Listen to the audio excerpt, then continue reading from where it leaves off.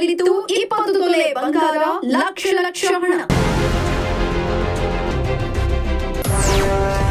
Lokayukta ರೇಗ್ನಲ್ಲಿ engineer ಮಾಣಿಕ್ನ ಭ್ರಷ್ಟಾಚಾರ ಬಯಲು.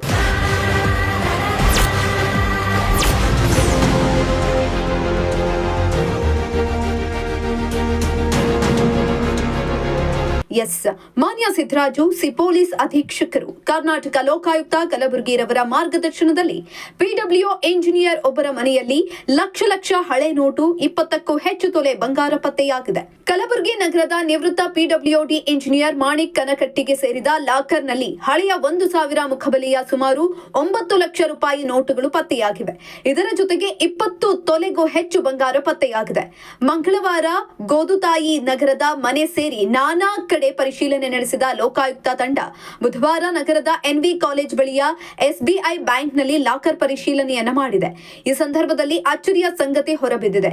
Note ಅಮಾನ್ಯೀಕರಣವಾದ 1,000 ರೂಪಾಯಿ ಮುಖಬೆಲೆಯ 100 ನೋಟುಗಳು ಪತ್ತೆಯಾಗಿದೆ. ಸುಮಾರು 9 ಲಕ್ಷ ರೂಪಾಯಿ ಹಳೆಯ ನೋಟುಗಳಿವೆ. ಇದರ ಜೊತೆಗೆ ಬಂಗಾರದ ಉಂಗುರ ಸೇರಿ ನಾನಾ ಆಭರಣಗಳು ಕೂಡ ಲಾಕರ್ನಲ್ಲಿವೆ. ಸುಮಾರು 20 ತೊಲೆಯಷ್ಟು ಬಂಗಾರದ ಆಭರಣಗಳನ್ನ ಜಪ್ತಿ ಮಾಡಿಕೊಳ್ಳಲಾಗಿದೆ. ಇನ್ನು ಸ್ಥಳದಲ್ಲಿ ಡಿವೈಎಸ್ಪಿ ಬಸವರಾಜ ಹಾಗೂ ಪೊಲೀಸ್ ಇನ್ಸ್ಪೆಕ್ಟರ್ ಅರುಣ್ ಕುಮಾರ್, ರಾಜಶೇಖರ ಬಡದೇಸಾರ ಹಾಗೂ ಪೊಲೀಸ್ ಇನ್ಸ್ಪೆಕ್ಟರ್ ಪೊಲೀಸ್ ಸಿಬ್ಬಂದಿಗಳು ಹಾಜರು.